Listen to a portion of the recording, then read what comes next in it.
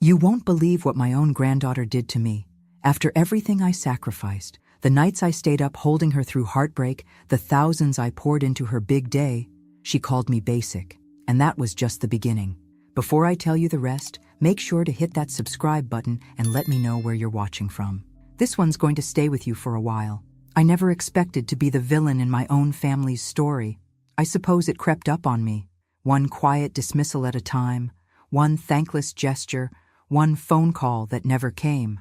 And yet when Madison, my first granddaughter, the girl I used to rock to sleep on my chest, looked me dead in the eye and called me too basic for her bridal shower, something inside me shattered so cleanly, it made no sound at all. She didn't say it to my face. Oh no, that would have required courage. She said it in a group text I was accidentally left in. They were discussing the final touches of her bridal shower, the one I was paying for out of my retirement account. I had spared no expense. Custom linen napkins with her monogram, a floral arch flown in from Savannah, and a vineyard-style venue nestled in the Blue Ridge Mountains. Everything she wanted. But in that message thread, she laughed. Can we make sure Grandma doesn't come in her usual Kohl's outfit? This vibe is luxury, not basic. Another message chimed in, probably one of her sorority friends. Ugh, yes, she gives me cafeteria lady energy. Then a third, from my own daughter, Claire. Let's just tell her we're keeping it small. She'll understand. My hands were trembling when I read it. At first, I thought I must have misunderstood. Maybe it was meant for another chat, maybe autocorrect. But no, my name was there, plain as day. So was the casual cruelty. I sat in the quiet of my kitchen for a long time. The tea kettle whistled and whistled before I remembered I'd even put it on. I didn't cry. Not then. Instead, I smiled.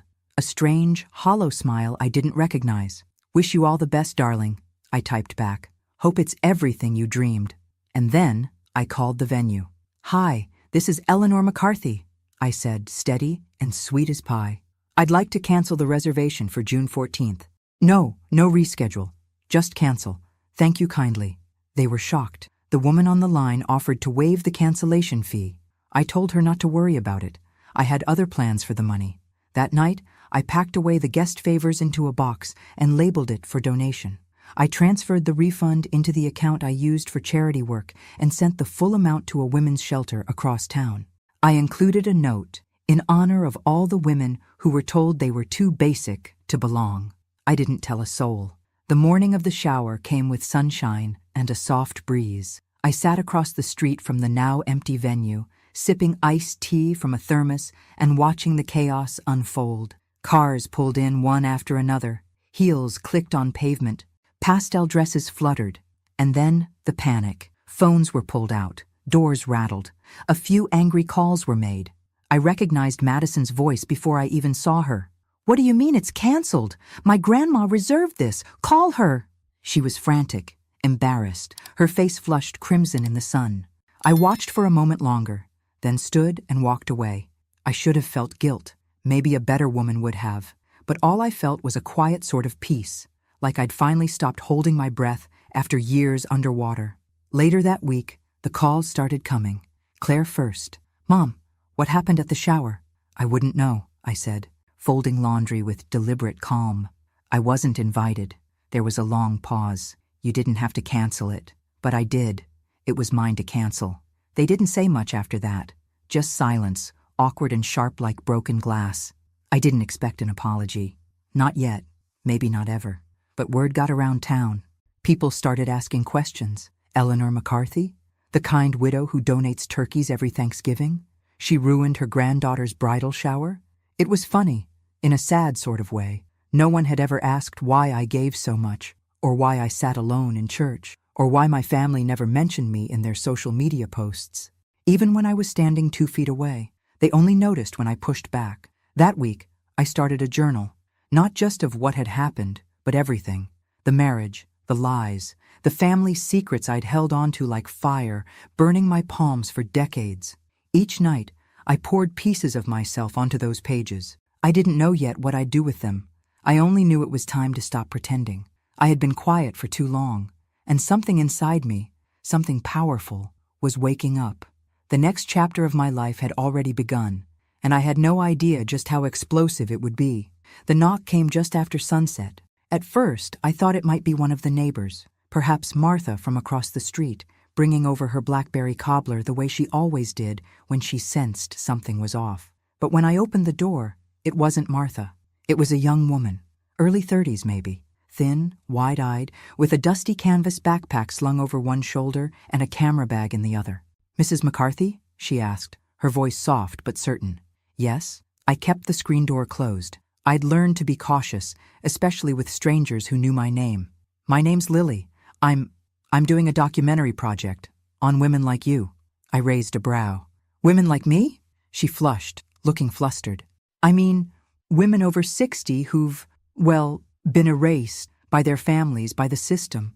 Women who gave and then were pushed aside.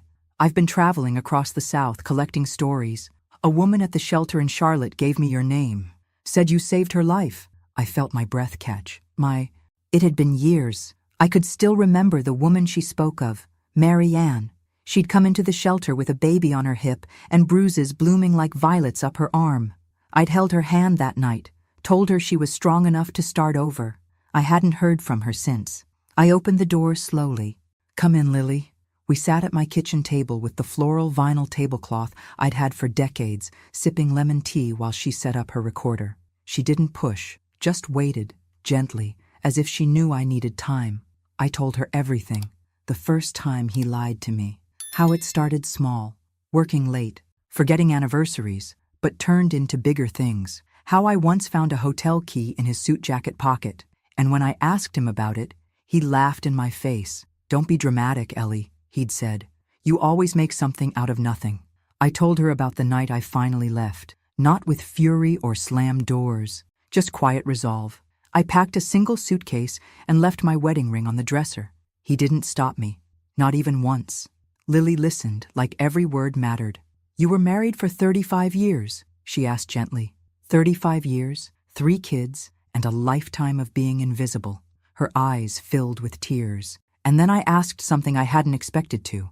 "Why are you really here, Lily?" She blinked. "I told you, the documentary—" "No." I leaned forward. "You knew my name, my full name. You didn't just get that from Mary Ann." She looked down at her tea. Her fingers trembled. I'm her daughter," she whispered. "Mary Ann's. You held me when I was a baby. I don't remember it, but she does. She said you gave her the strength to leave my father, said you were the reason she survived." I felt my throat tighten. "I wanted to find you," she continued, her voice cracking. "I wanted to say thank you, and I want to help you tell your story." For a moment, I couldn't speak. I reached across the table and took her hand. "You already are, sweetheart." In the days that followed, Lily and I became fast companions. She stayed in the guest room, filmed our interviews in the garden, the porch, the kitchen where so many battles had been fought and lost. She helped me scan old letters, organize photos, dig up court documents I'd buried deep in drawers. But more than that, she helped me remember who I used to be. Not just a mother or a wife or a grandmother, but Eleanor. Eleanor, who loved poetry, who once dreamed of being a teacher, who danced barefoot in the rain when she was 21 and kissed her high school sweetheart in the back of a red Ford pickup. That girl was still in there somewhere. And Lily, she reminded me that my story wasn't over yet. One night, she came downstairs with an idea. "I want to host a dinner," she said, eyes shining. "Invite your family. Pretend it's for the documentary. We'll say it's honoring the McCarthy legacy. They'll come for the cameras. And then you'll have the floor." I stared at her. "You want me to confront them?" "No, I want you to reclaim your voice." Something inside me hesitated. Fear, maybe. Habit. But I was tired of being quiet. Tired of folding myself into corners. Tired of pretending their indifference didn't hurt. So I nodded. "Let's do it." Lily threw herself into planning. She was fierce, efficient, determined. She rented a beautiful private room in a historic inn just outside town. She printed invitations with gold foil letters and even hired a photographer. Everyone thought it was about them, about their legacy. Little did they know. As the date drew closer, I felt the old ghosts stir. What if they laughed at me? What if they walked out? What if they twisted everything like they always had?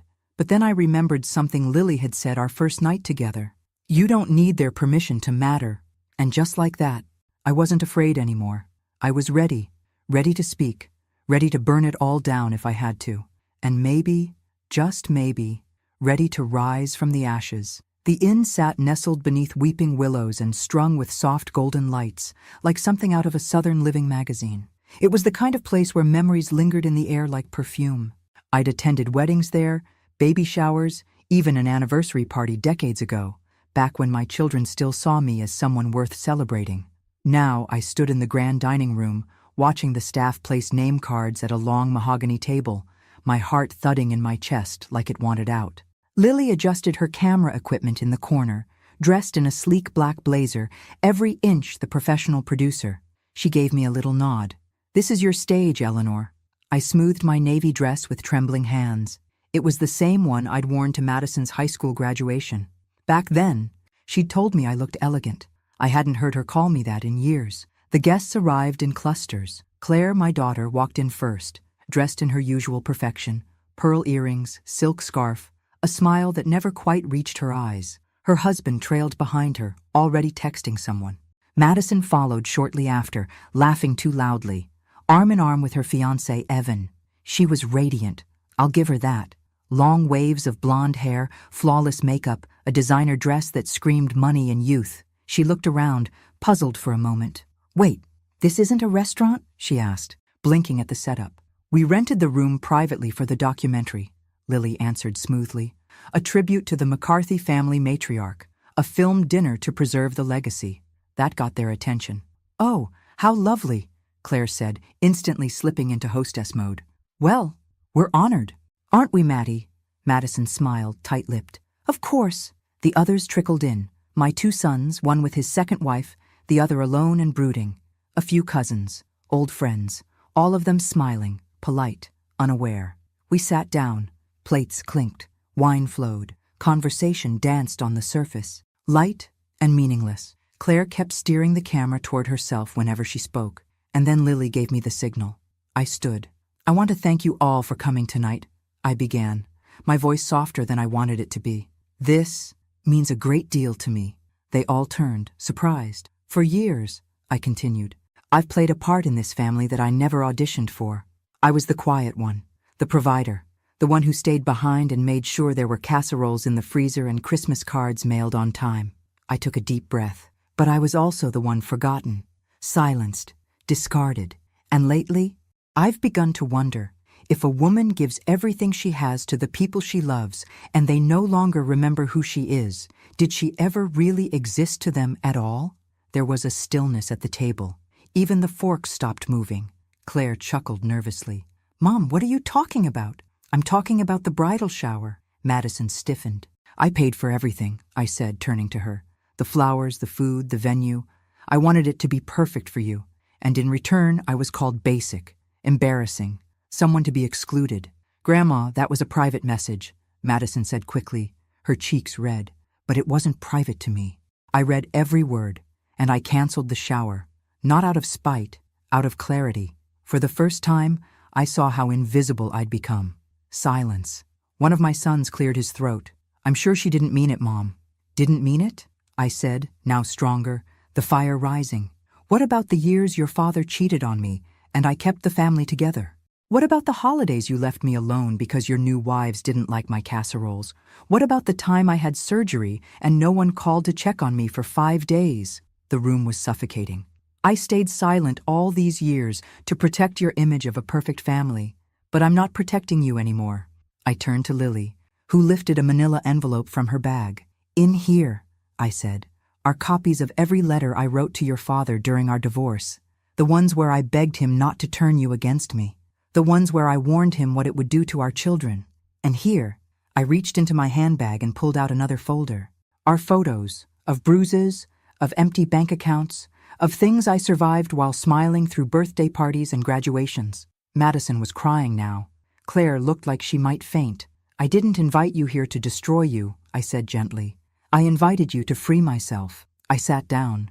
My hands were shaking, but I felt lighter, like I'd just set down a burden I'd been carrying for 40 years. No one said a word, until Lily turned off the camera. Then Madison stood. Her voice was soft. "I didn't know, Grandma. I swear, I didn't know. I know you didn't, I said. But now you do. The dinner ended early. No toasts, no more small talk. They left in waves, quiet, subdued. A few kissed my cheek. Most didn't. Lily helped me clean up. Her eyes were glassy. You were incredible, she whispered. I was honest, I corrected. She smiled. Same thing. That night I lay in bed, staring at the ceiling. I'd told the truth. I'd broken the silence. But I could feel something else coming. Something buried even deeper. And I wasn't done yet. Not by a long shot. I woke up the next morning to a ringing phone and the dull ache of a storm behind my eyes. It was Claire. Her name lit up the screen like a warning sign. I let it ring twice. 3 times. Then I picked up. Hello, Mom. Her voice was brittle. We need to talk. About? That performance last night, that stunt. I sat up slowly, easing my back against the headboard. You mean the truth? Claire sighed. You humiliated us. On camera. Do you even realize what you've done to this family? I closed my eyes for a long moment. What I've done? Claire, I didn't destroy this family. I just stopped pretending it was perfect. There was a pause, then a soft click. She hung up. I placed the phone on the nightstand and stared out the window. The sky was gray. Rain was coming. But I wasn't afraid of storms anymore. Later that day, Lily returned from a short trip into town, her cheeks flushed from the cold and her arms full of boxes. What's all this? I asked. She set them on the dining table and opened the lid. Inside were stacks of manila folders, copies of documents I hadn't seen in over 20 years, bank statements, legal filings, a letter with my name on the top in crisp black ink. I went to the county archives, she said, and I found something. She handed me the letter. It was dated May, my mother's handwriting. Dear Eleanor, I've changed my will. The farm is yours now. I know I should have done this years ago, but I couldn't bear to hurt your brother. Still, it's rightfully yours. You were the one who stayed. You were the one who sacrificed. My throat tightened. I remembered that letter. I'd found it after her funeral, tucked between the pages of her favorite Bible. I'd given it to my ex-husband to show the lawyer. He told me it wouldn't hold up. He told me not to fight. I believed him. Turns out, Lily said, he never submitted it. He buried it. Legally, the will is still valid. The land, Eleanor, the farm, it's yours. I stared at her. What? It's yours. We just have to challenge the transfer.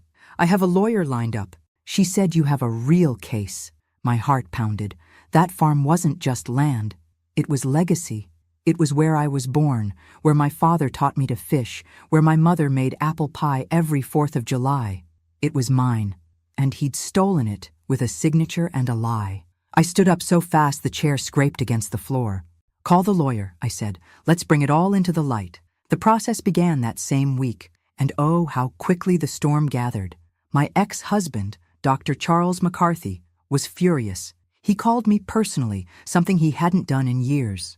Eleanor, don't do this, he snapped. It'll embarrass the family. Think of the kids. The kids you turned against me? His silence was answer enough. You stole from me, I said. You made me feel small for decades, and now I'm taking it back. You don't know what you're starting. I smiled. Oh, Charlie, I do. For the first time in my life, I do. The court proceedings began within the month. Lily and I pored through old files, dug up every piece of evidence we could find. She even found a voicemail from years ago where Charles admitted the will had been misplaced. The courtroom was cold, formal. Claire was there, arms folded tight across her chest. Madison didn't come. Charles, seated at his attorney's table, looked older, thinner. Not the charming doctor everyone once adored, just a bitter man with too much pride and not enough shame. My lawyer, bless her heart, was fierce. She laid out everything, the will, the timeline, the silence that followed. Then she handed the judge the letter from my mother, the one Lily had recovered. The judge read it, his brow furrowed. Then he looked at me. Mrs. McCarthy, do you believe your late mother intended this farm to be yours? I stood. I don't just believe it, I said. I know it, and I would have fought for it if I hadn't been gaslit into thinking I didn't matter. But I do matter, and I'm not invisible anymore. There was a hush in the room. Then, slowly, the judge nodded. I find in favor of the petitioner. The gavel fell. Just like that, the farm was mine. Lily squeezed my hand so tight I thought it might break. I didn't care. I was laughing, crying, breathing in a way I hadn't in years. Outside the courthouse, reporters waited. I gave a single statement. I'm not here to ruin reputations. I'm here to reclaim mine. I walked away with my head high and my spine straight. It wasn't just about land. It was about truth, and it was just the beginning. 2 weeks after the ruling, I stood at the edge of my mother's old farm, boots sinking slightly into the soft, thawing earth. The house was tired. Its shutters hung loose. The paint was chipped, and weeds had claimed most of the garden. But to me, it was sacred ground. A heartbeat I thought I'd lost. Mine again. I breathed it in. The smell of wild honeysuckle, damp pine, memories. I walked the length of the property line, remembering summers spent chasing fireflies with my brothers, winters huddled by the fire while Mama read aloud from old books, her voice slow and sweet like syrup. I remembered the barn dances, the burnt pies, the tears. I remembered everything. And for the first time in decades, I felt whole. Lily arrived the next morning with a notepad full of ideas and a sparkle in her eye. We could restore it, she said. Turn the house into a women's retreat center, workshops, healing spaces, a place where women like you, women like me, can come to breathe. I hadn't even finished my coffee, and already she had sketches spread across the kitchen table. I was just planning to fix the porch swing, I joked. But something about her idea stirred me. A safe place, a fresh start, not just for me, but for all the invisible women I'd met over the years, the ones whose stories were never told. The ones who were always someone's mother, someone's wife, someone's shadow. I put my hand on hers. Let's do it. We started small, gutting the inside, replacing the windows, repainting the trim. Neighbors pitched in. Old friends brought tools and casseroles. Even the mayor stopped by one afternoon to say, "It's good to see this place come alive again." And it was. So was I. But just as the house began to shine, the phone rang again. It was Madison. Her voice cracked before she even said hello. "Grandma, can I come see you?" I paused, unsure. Then, yes, of course. She showed up 2 days later, wearing jeans and a hoodie, no makeup, her hair tied back in a loose bun. Not the polished version of herself I usually saw, just a girl, my granddaughter, shaking, nervous. She stood on the porch where I used to rock her to sleep. "Grandma," she began, "I didn't understand. About what you went through. About what you carried. I was cruel, and I'm so sorry." Her eyes filled with tears, and she took something out of her pocket. A frame. Inside it, the printout of the message thread, the one where she called me basic, but she'd changed it. The frame was painted gold, and beneath the glass, she'd written, "I was wrong. You're not basic. You're the foundation, and I'm proud to be your granddaughter." My chest ached. I reached out and pulled her into my arms. "Thank you," I whispered. "That means more than you know." She stayed for days after that, helped with the cleanup, cooked meals, asked questions, real ones, about my childhood, about the marriage, about everything. And I told her, not as a grandmother, not as a victim, but as Eleanor. One evening, as the sun dipped low over the fields, she stood with me by the old oak tree where Mama used to tie ribbons each spring. Madison looked at me, serious. "I've been thinking, maybe I don't want the big wedding, the glitz, the show." "Oh?" I asked, smiling gently. She nodded. "Maybe I just want this. Family, truth, a chance to do it right." I said nothing, just took her hand in mine. That night, I found myself dancing alone in the living room. Jazz played from the old radio. My favorite song came on, At Last, by Etta James. I swayed slowly, arms outstretched, tears falling freely, because at last I was seen. At last I was whole. At last I was me. And somewhere in the flicker of candlelight and the soft hum of music, I knew this was just the beginning. And the best was still to come. The morning of the wedding came with the scent of fresh-cut grass and magnolia blossoms, but there was no church, no cathedral, no string quartet playing in some stuffy hall. Instead, the farm was blooming. We'd transformed the space behind the old barn into a garden chapel, draped with linen and wildflowers, where sunlight streamed through trees like God himself had blessed the soil. The oak tree, Mama's ribbon tree, stood tall and proud, wrapped now in white silk and memories. Madison had asked to hold her wedding here, simple, intimate, true. There would be no diamond-studded centerpieces, No rented swans, no influencers pretending to care.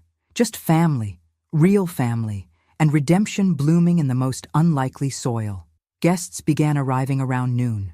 Neighbors, friends, folks from town who hadn't seen the farm like this since the summer of... There was laughter, hugs, music. I stood at the edge of the porch, watching them settle into white chairs on the lawn. Lily stood beside me, camera in hand, wearing the proudest smile I'd ever seen. "You ready for this?" she asked. I nodded. I've never been more ready. Then, just before the ceremony, a courier arrived with a thin envelope, handwritten, no return address. I opened it slowly, unsure what to expect. Inside was a letter from Charles. "Eleanor, you were right. I never saw you for who you were. I saw a version of you I could control, and when you stopped being that, I resented you. I know it's too late for forgiveness, but it's not too late for the truth. I'm stepping away from the practice. I've sold my share. Enclosed is a check. It's not enough. It never will be. But it's something. I've told the kids everything. Do with it what you will."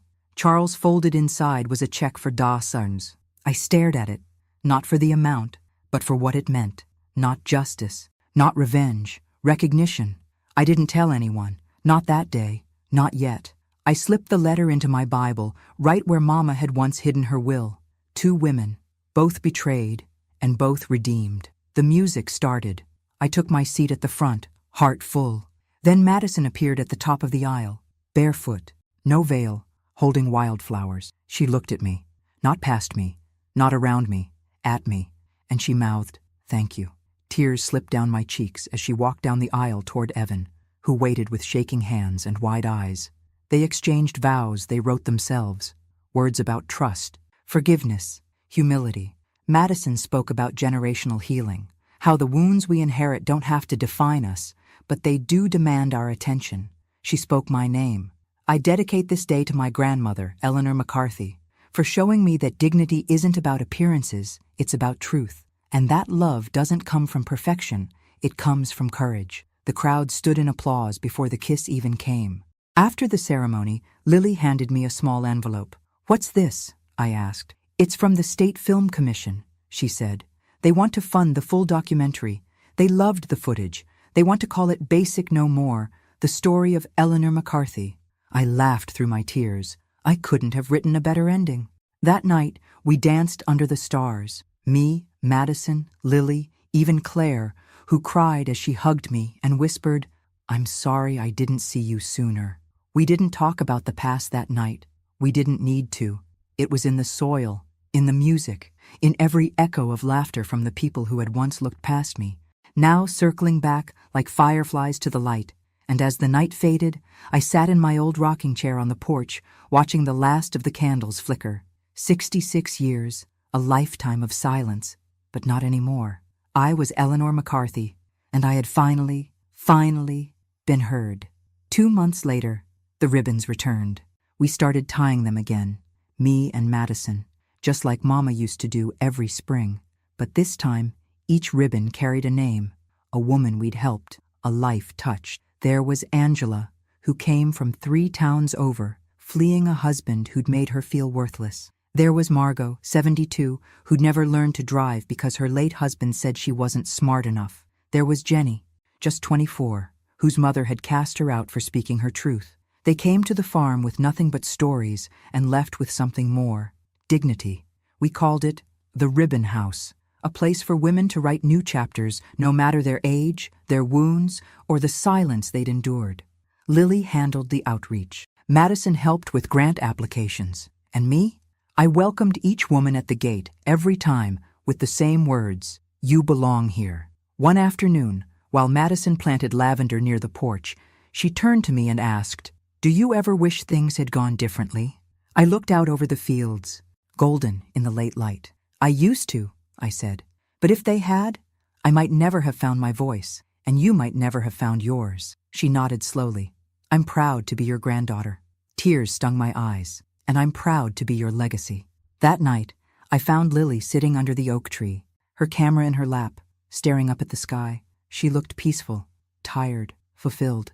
"They accepted the documentary into Sundance," she said softly. "We're going, all of us." My heart skipped, not because of the prestige, but because my story, our story, was going to reach women far beyond these fields, women who still sat in silence, women who still believed they were too old, too plain, too broken to rise. "They're going to hear your voice, Eleanor," Lily whispered. I reached for her hand. "They're going to hear yours too." On the morning of the premiere, I stood before a mirror in a modest hotel room in Utah. I wore a navy blue suit, pearls from Mama's old jewelry box, and a heart filled with every version of myself I'd ever been. Young, scared, silenced, and finally, free. We walked the red carpet as a trio, Lily, Madison, and me. Cameras flashed, people clapped, but all I could think about were those ribbons swaying back home. The film played in a packed theater. There were tears, applause, a standing ovation. But the moment that stayed with me came during the Q&A, when an older woman with silver curls and trembling hands stood up from the back row. "I haven't spoken to my daughter in 20 years, she said, her voice cracking. "But tonight, I think I will." I met her eyes, and I knew this was the reason. This was the miracle born from years of heartache. This was redemption. When we returned to the farm, I found a letter waiting on the porch swing. No signature, just 6 words in delicate handwriting. "I see you now. I'm sorry." I pressed it to my chest and smiled through my tears, because I was no longer waiting to be seen. I had already become the woman I needed, and now I was helping others do the same. So I tied one last ribbon on the oak tree, bright red, the color of fire, of courage, of rebirth, and on it I wrote, "Eleanor McCarthy, survivor, matriarch, free." Then I turned toward the house, toward the laughter inside, toward the life still unfolding, and I walked forward, finally whole, finally heard, finally home. 1 year later, to the day, the farm buzzed with life. Children chased chickens in the yard, women laughed around fire pits, and from the porch, the sound of old gospel hymns spilled out on the wind. The ribbon house had grown into something none of us could have imagined, a living, breathing sanctuary. Not just a home, but a movement. There were now 4 cabins on the property, each built by local volunteers. A greenhouse, a craft barn, a circular room we called the voice room, where women could sit, share, and finally say the things they'd never dared say before. I'd never seen so many broken pieces turn into something so whole. And still, each time I walked through the field at sunset, the silence gave me pause, because despite everything, despite the film, the farm, the forgiveness, I still hadn't spoken to Claire again. Not since the wedding, not since she walked away, too ashamed or too afraid to come back. Until one evening, as I was locking up the community pantry, a familiar car pulled into the driveway. Claire stepped out. No designer scarf, no pearls, just jeans and a windbreaker, and a look on her face I hadn't seen in decades. Vulnerability. She didn't speak right away, just stood there, taking in the land she'd grown up on and forgotten. "Hi, Mom." I swallowed hard. "Hi, Claire." She came closer, hands trembling. "I've watched the documentary, twice, maybe 3 times. I couldn't believe what I didn't see, what I refused to see." My voice was gentle. "You were a child, Claire." "No, I was an adult. I had children of my own. I chose convenience over truth." She reached into her coat pocket and pulled out something small, a folded, aged photograph. Me, holding baby Claire in front of the old farmhouse. I was smiling, radiant, tired. "You were everything I needed," she whispered. "And I let him take that from you. I let us take it from you." Tears filled my eyes. "You can't change the past, baby," I said, taking her hand. "But you're here now." She nodded, crying. "Do you think I could volunteer here? Maybe help in the kitchen? I can cook." I pulled her into my arms, burying my face in her shoulder like I did when she was 5 and afraid of thunderstorms. "You don't have to ask," I said. "This is your home too." That night, we sat on the porch and watched the stars come out, shoulder to shoulder, not as mother and daughter caught in the wreckage, but as women, mending. Inside, Madison rocked her newborn by the fireplace, my first great-grandchild, a boy. She named him Elliot, after me.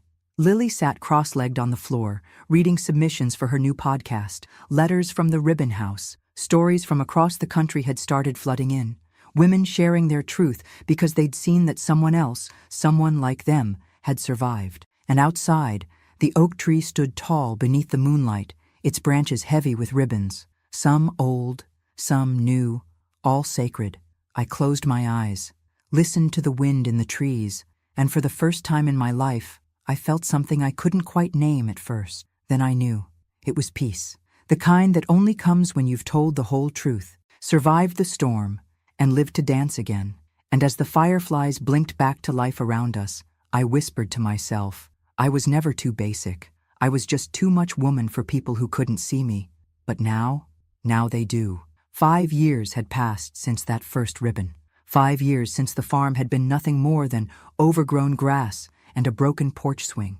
And I was something like that too.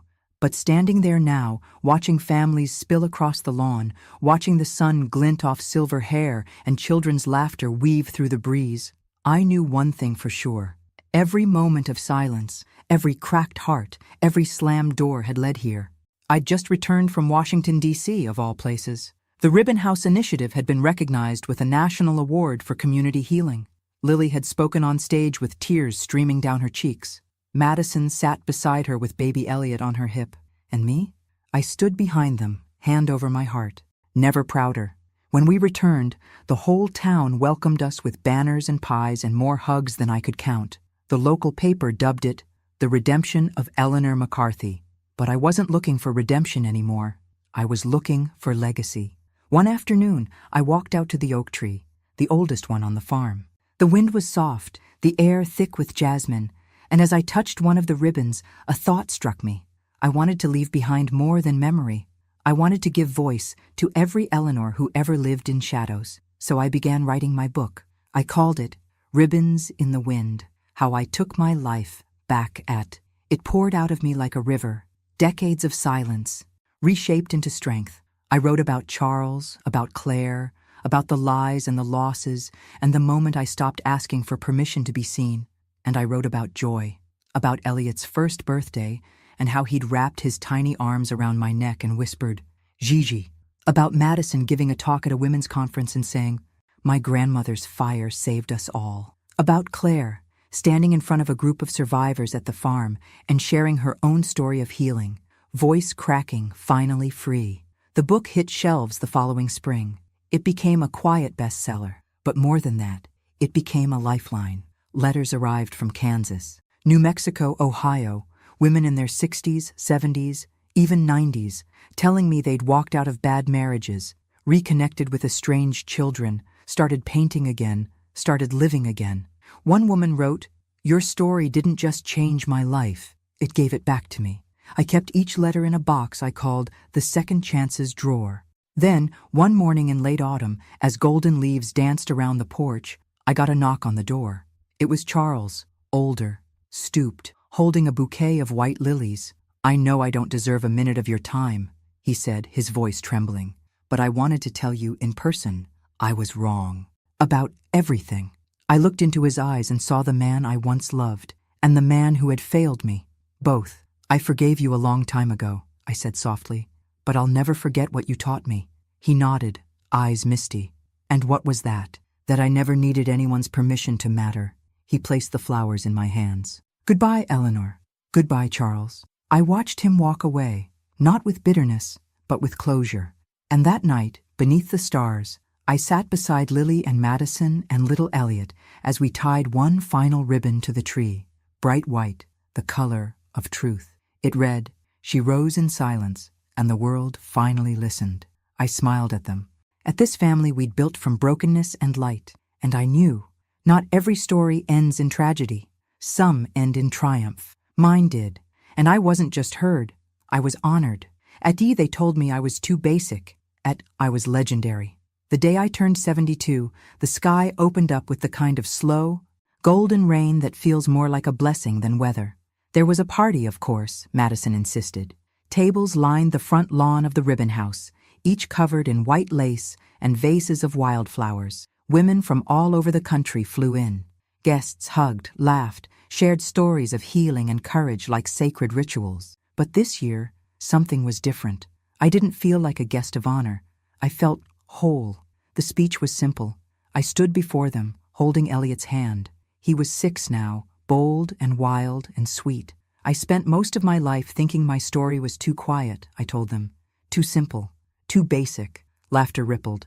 But what I know now is that the world is built on women like us, women who survive, who rebuild, who hold up generations and never ask for applause. Applause came anyway. After the cake had been cut and the sun began to dip behind the fields, I slipped away to the oak tree, barefoot and smiling. There was one ribbon left to tie, red velvet, soft but strong. On it in silver ink, I wrote, "For every woman who thought it was too late." As I knotted it around the branch, I looked up at the ribbons dancing above me, hundreds now, a forest of stories. Then I sat on the old bench beneath the tree, the same one where I used to cry. Only this time, I closed my eyes and gave thanks for the betrayal, for the silence, for the fire, because it all led me here. And here, I was not just alive, I was eternal. Eleanor McCarthy's name was no longer a footnote. It was a force, it was a lighthouse, it was a legacy. And as the wind sang through the branches, I leaned back, laughed softly, and whispered to the sky.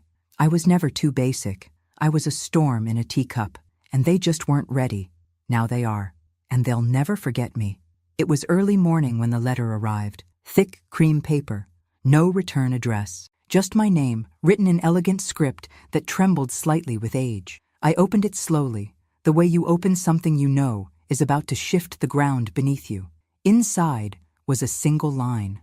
"My name is Margaret. I'm your sister." I froze. No sound in the kitchen, no breeze. Even the ticking clock seemed to pause. Margaret, a name I hadn't heard since I was a child. A ghost, really. One whispered in hushed tones, buried in family silence. My mother once wept in the garden and said, "There are some things too heavy to speak of, Ellie." I never pushed. I never knew. Until now. I read the letter again. They told me you died at birth. I believed it for decades. Then I saw your name in a magazine, read about the ribbon house. I knew. You look like Mama. You sound like me. Eleanor, I'm your twin. My knees buckled, and I sat hard at the kitchen table, heart pounding like 1,000 old doors flying open all at once. I spent the day in a daze. I pulled out family photos, scrutinized every face, every whisper of resemblance. How could this be true? How had this been hidden? Then I remembered something my father said once, during one of his rare tender moments. "You were never meant to be alone." That night, I called the number she left. It rang twice. Then a voice answered, shaky, breathless. "Ellie?" And just like that, everything realigned. She was real. She was mine. We talked for hours. Our childhoods, our mother's pain, the way fate had kept us apart, and then brought us full circle.